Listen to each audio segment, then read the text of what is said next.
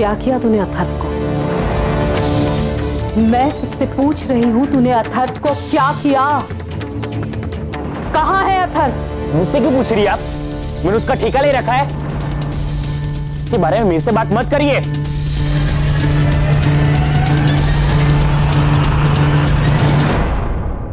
Daddy जी, मुंह दिखाई के लिए केटरर्स ऑर्गेनाइज कर लें? हाँ बेटा, वो सब तो ठीक है, लेकिन इन सब बातों से पहले विविधा से बात करना बहुत जरूरी है और उसे मुंह दिखाई की रस्म के बारे में समझाना भी बहुत जरूरी है। हाँ, इस बारे में तो मैंने बात ही नहीं की उससे, पर समझदार है वो, समझ जाएगी। सुमन बेटा,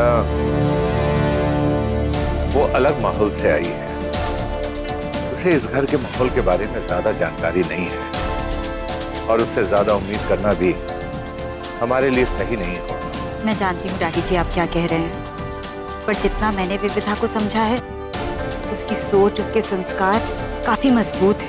हमारी उम्मीदों पर खरी उतरेगी वो। काश ऐसा ही हो। वैसे मुझे बहुत उम्मीदें हैं। और मुझे पूरा यकीन है डैडी जी, विविधा रवीश के लिए ही बनी है। सारे जहां का प्यार वो रवीश की जिंदगी में भर देगी। डैडी जी, वक्त मेरे साथ 2 बार नाइंसाफी नहीं कर सकता।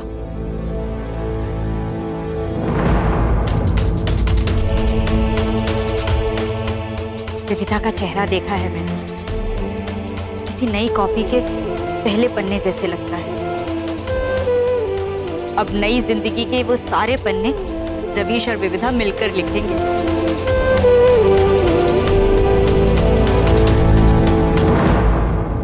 रुक जा अंकित।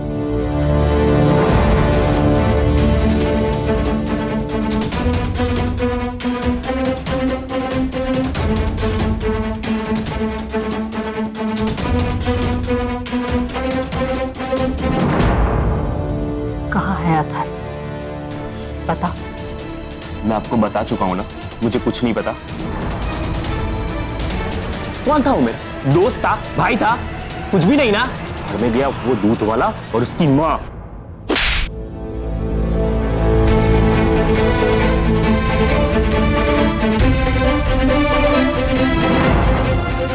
कोई नहीं था वो तेरा, मगर मेरा बेटा था। और अगर वो मेरा इकलौता बेटा होता तो ज्यादा सुखी होती। और ऐसे ही थप्पड़ अगर मैंने बचपन से तुझे मारे होते तो ऐसा नालायक नहीं निकलता था। बच्चों को संस्कार देने की जिम्मेदारी माता पिता की जिम्मेदारी होती है। लोग लड़कियों पर पाबंदी लगाते हैं, लेकिन पाबंदी तेरे जैसे लड़कों पर होनी चाहिए, ताकि कम से कम वो माँ बहनों की इज्जत करना तो सीखे।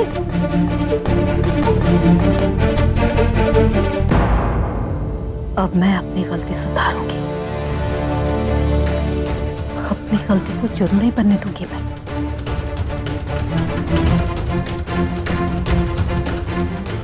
पता कहाँ आया था? बोल। माँ, मुझे कुछ नहीं पता, मैं कुछ नहीं जानता। अगर तुझे नहीं पता तो पता लग जाएगा, और जो याद नहीं आ रहा है वो याद आ जाएगा।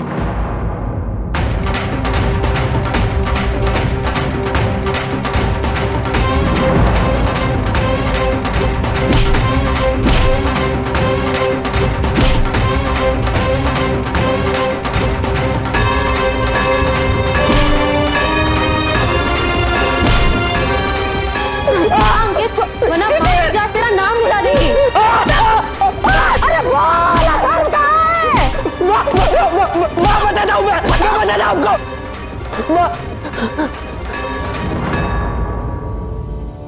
बताता हूँ आपको। उस दिन पापा और विविधा जब मंदिर से चले गए थे तो मैं भी वहीं था, और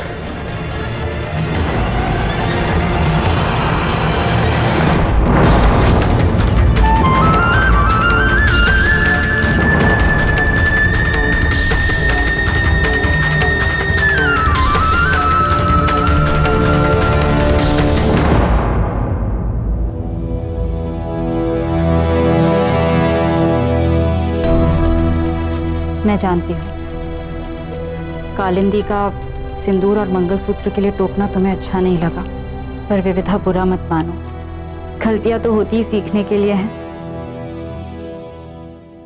तुम अपनी नई जिंदगी की शुरुआत कर रही हो और फिर मैं हूं ना तुम्हारे साथ।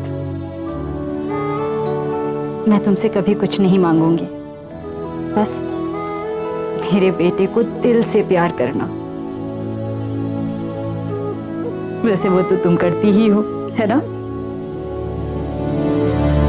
फौज में हर चीज का एक प्रोटोकॉल होता है, तो जाहिर है इस घर में भी है।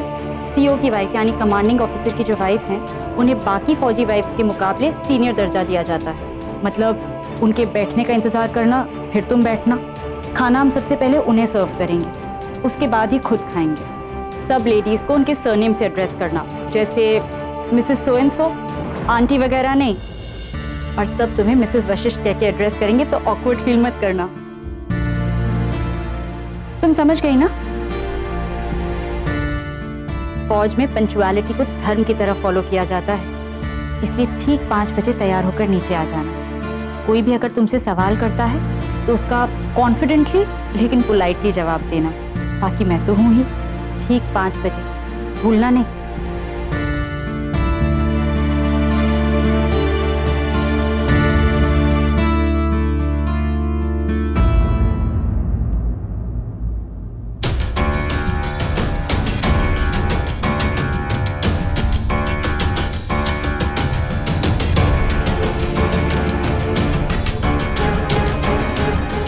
मेरी मुंह दिखाई के दिन तो इतने रिटर्न गिफ्ट्स नहीं दिए थे गेस्ट के लिए।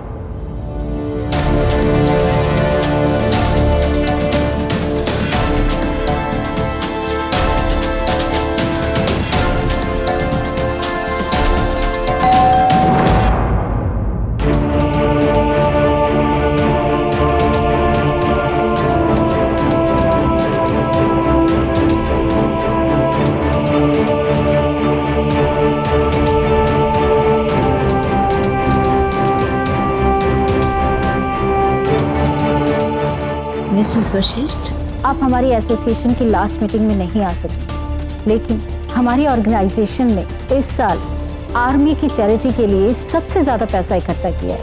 I am so glad, thank you. Hello ma'am. Hello hello. Congratulations Ravish, सिर्फ शादी के लिए ही नहीं बल्कि इसलिए भी क्योंकि कर्नल साहब ने बताया कि आपने अपनी प्लाटून को लीड करते हुए कुछ खतरनाक आतंकवादियों को मार गिराया और इसके लिए आपका नाम मेडल के लिए रिकमेंड किया जा रहा है। So nice, good job. Thank you ma'am, I am lucky I guess. दूल्हा अकेले ही खड़ा रहेगा? Where is the bride? वो बस आ ही रही होगी एनी मोमेंट नाउ।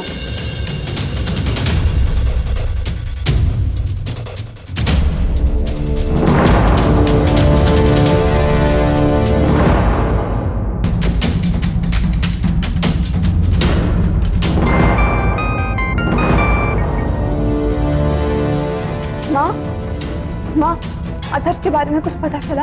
अथर्व कहाँ है? तो अकेली है ना विविधा? हाँ माँ, बताइए ना। पता नहीं बेटा, पर कुछ तो बहुत बुरा हुआ। तेरे जाने के बाद फिर से अथर्व को मारा गया। तो बहुत बेदर्दी से उसके सिर पर मारा गया। ऐसी मार जिससे शायद क्या माँ? पता नहीं बेटा, किसी को कुछ नहीं मालूम। कोई नहीं बता पा रहा है कि वो कहाँ है, जिंदा भी है या